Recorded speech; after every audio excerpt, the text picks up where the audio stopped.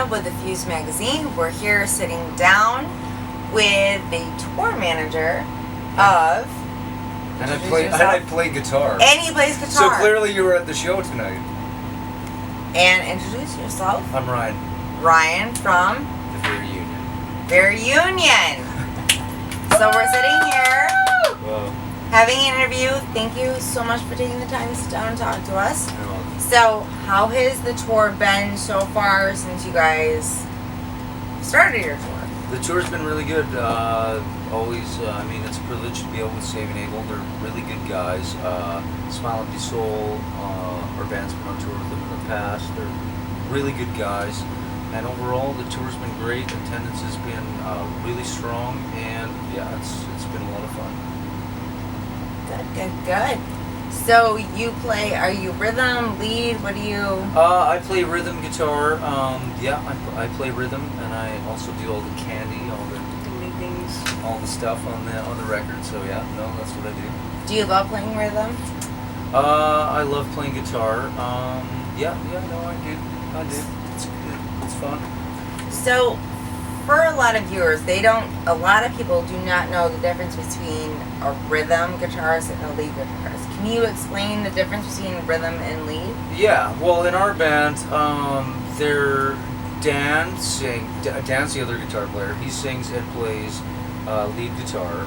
So when we're in the studio, Crispin and I will be working on the record, and I'll play the chords and all the candy, all the ding ding ding, all the fucking shit in the chorus. And then when it comes to the guitar solo in Define Gravity and Make Believe, Dan plays that. Okay. Yes. So when you guys were in Pennsylvania, correct? When Yes. you guys had the show and there was an issue and Saving Able ended up doing an acoustic show, you guys did a post over social media. Yeah. Can you explain that? Can you highlight that issue? Saving Able did explain to us a little bit more, but they were totally respectful of what you guys did and posting on social media. Can you elaborate on that? Yeah, so basically that show, what happened is the promotion was really bad on the show.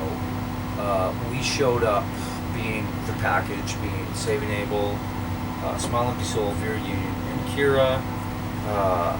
Kira, Veer Union, and Smile Empty Soul, we all played, and there was an issue with deposits and money, and I know the guy that owned the club was a really nice guy, and for whatever reason the promotion wasn't done right. So at the end of the day, Saving Able didn't take any money from themselves. The guy from the club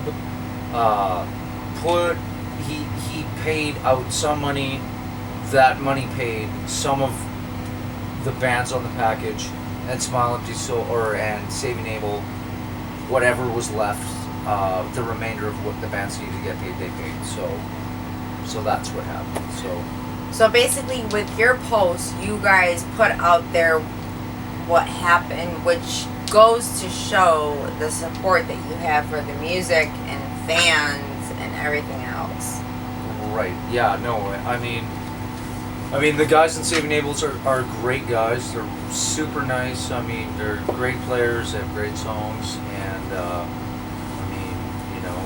at the end of the day, Kira, Veer Union, and Saving Able, Smile Empty Soul, we all played, and the issue came when Saving Able went to play, and so they didn't end up playing, but I mean, for all their fans that were there, they still wanted to put on a show. So I mean, they had a super personal show in an alleyway right outside the club in front of their bus, and I mean, their fans were happy. It was acoustic. Yep. We were all happy. They were happy. Everyone was happy. I mean, it was one of those unfortunate things that happen every once in a while, and it's too bad. But so that's one of the things I love is when bands, national, regional, whatever type of band you are, local, when you interact with your fans and you respect your fans, things like that, because a lot of people actually travel quite a bit of ways to come see a lot of these bands. Yeah, play. no, it's true.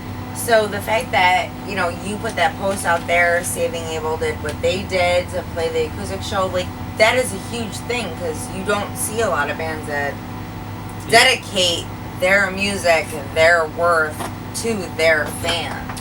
Well, I mean, really, the truth is that your fans are, I mean, if you don't have your fans, you don't really have anything.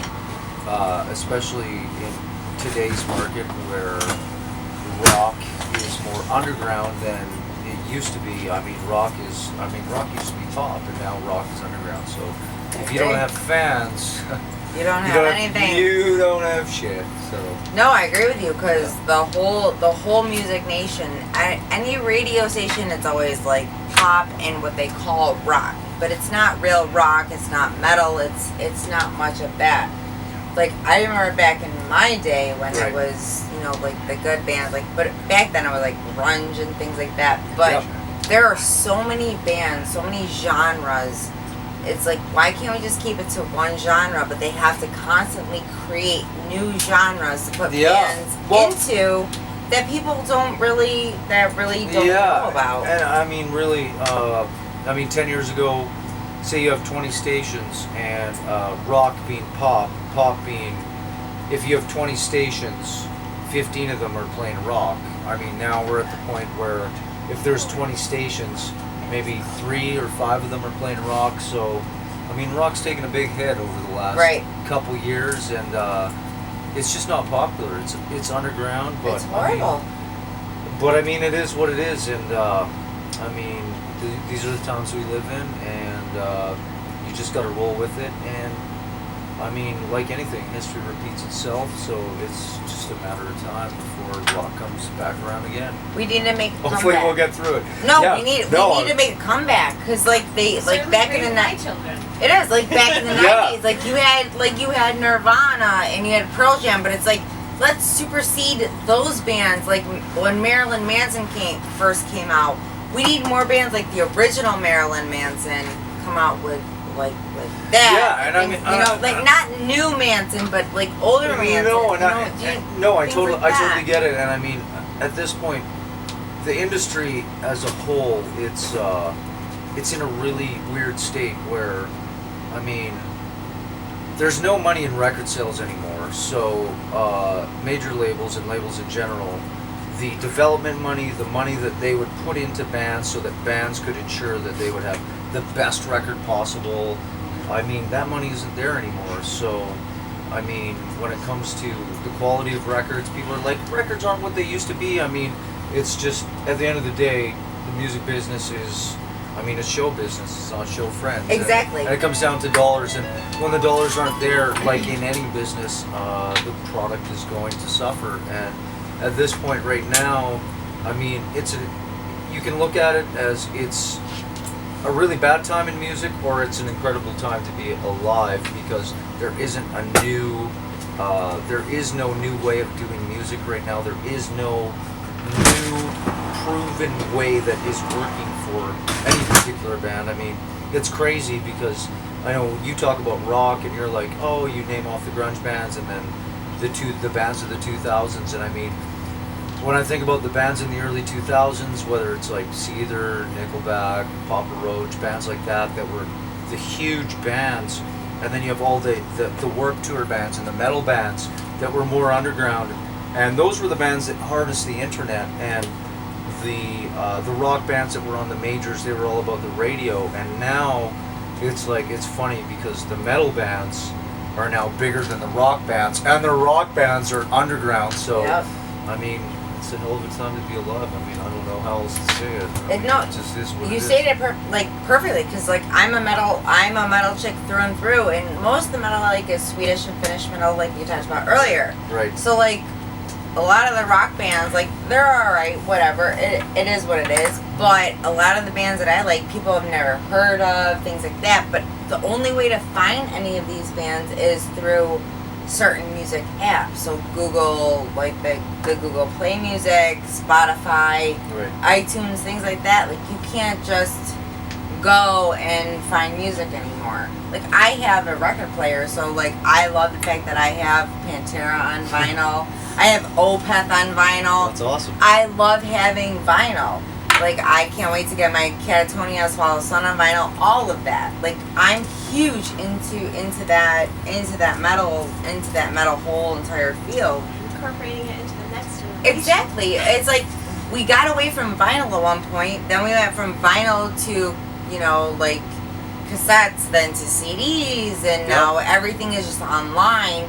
But now they're releasing vinyl yet again. Yeah. And vinyl is amazing. Like, vinyl is absolutely amazing. I'm barely old enough to remember my parents growing up with vinyl, and I mean, vinyl sounds great. I mean, I guess now you're at a point where you literally have a generation of people who are anywhere from 23 and below that have never purchased music in their life. Yep. Now, I mean, if you could go to Starbucks and get a free cup of coffee, or you could pay, what are you going to do? So, I mean, it's one of those things, and I mean, you brought up Spotify, the streaming.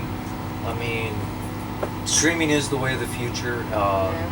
There is no, I mean, I can sit here and try to fight it, but I'd be foolish to, because it's just the way things are going. So, I mean, I really hope that between the labels and the artists that there is a fair deal that can be reached on streaming, because, I mean, there's tons of bands that are getting hundreds of thousands, tens of thousands, millions of hits on streaming, whether it's Spotify or your favorite streaming stations, and you're literally getting 0.008 of a cent per play. Well, what And do you think are is a way you can monetize YouTube and benefit from that? What is the way? What is the way? What is your opinion? YouTube. There's definitely when it comes to YouTube and monetizing YouTube, I believe it's roughly for every 1 million plays, you're looking at about $3,000. Is that the way you think it should be handled, or do you think it should be handled as like a fan-based way to enjoy music and it's do it to broadcast your point? Well, I think really the internet is freedom, and the biggest difference now is that prior to 2008, 2009, the biggest thing that the labels had was distribution, because there wasn't the internet. And now that there's the internet, it's a beautiful thing, because everything's free. And anyone can put out anything. I mean, I'm all about freedom. I love the idea that... How do you think you guys can support your gesture, your way of life, your music, your bands, through YouTube and other public venues of supporting the music industry? How do you think you can do that? Through YouTube and other aspects of Let me interject on streaming live and...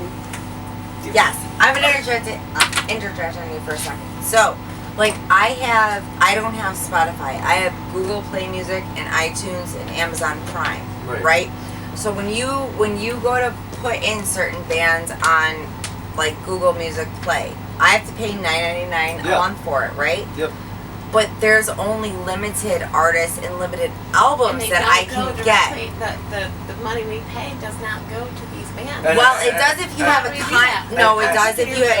does if you have a contract. No, but at the end, really, the truth of the matter is that... Tell us the truth. The truth is that when it comes to Spotify, Google, I mean, iTunes, these are iTunes. relatively... We all know that's a sham. See, I don't use iTunes. They're relatively new services. The whole streaming, I mean, the world's catching up to streaming, and at this point right now, the artist isn't really profiting anything off it. They are not. So how do the artists make it? Well, how do we expose ourselves to all of this fabulous artistry? How do we help our bands that we love? How do we help as fans? How do we help get you guys out there and get you the money? I mean, really, and the promotion. The honest truth is that you show up. The honest truth is that awareness. It always comes down to awareness. I mean, music in general. I mean, you're looking at an industry that was, $1 billion or $1 trillion industry over the last 50 years, and things have changed a lot. And I think really people need to. I mean, if you're gonna invest money in entertainment, if you're gonna go to a movie, you're gonna pay for Netflix, you're gonna, you're gonna go to the monster truck rally or NASCAR, you're gonna go watch sporting events. I mean, really, it's just that you can anything that's digital you can get for free on the internet, and at this point, I know people, everyone in my band and people in bands in general, we're all just trying to get out there, and this monster that is illegal downloads or whatever, you can't fight it because it is what it is. Right. So I mean, really, though, to put it straight up, I mean, on Decade, the record that we just made, there's songs that there's over 50 hours that have gone into just writing one of those songs, or writing and recording one of those songs. And I mean, 50 hours of someone's time at a day job, That's a lot. That's a lot of time. That is a lot. And I mean, really, it's just, I mean, it just comes down to awareness, I think. If people really knew what a musician, what a band goes through, I mean, honestly, I don't know what to tell you other than we're seriously at a cultural crisis. Music is an art you can get for free. It's like, you want everyone to hear it, you want everyone to get it, but there's going to come a time where, I mean, hopefully the market will even itself out. Hopefully it will correct itself, but I mean, if it's not, I mean, literally, there's just not going to be bands anymore. And that's the honest to God truth of it. I mean, really, playing in a band now, if you're a new band, it's like you want to be a helicopter skier. If you want to be a helicopter skier, your parents got to have a lot of money. And if they don't, you're not a helicopter skier. See, he has the word. He knows what he's talking about. Oh, I live it every day. He lives it every day. So thank you. Yeah. I'm Shannon Lobello with the Fuze magazine. Thank you. I'm Ron Ramsdell Thank you. from the Veer Union. Thank you very much. Fuze magazine. Awesome.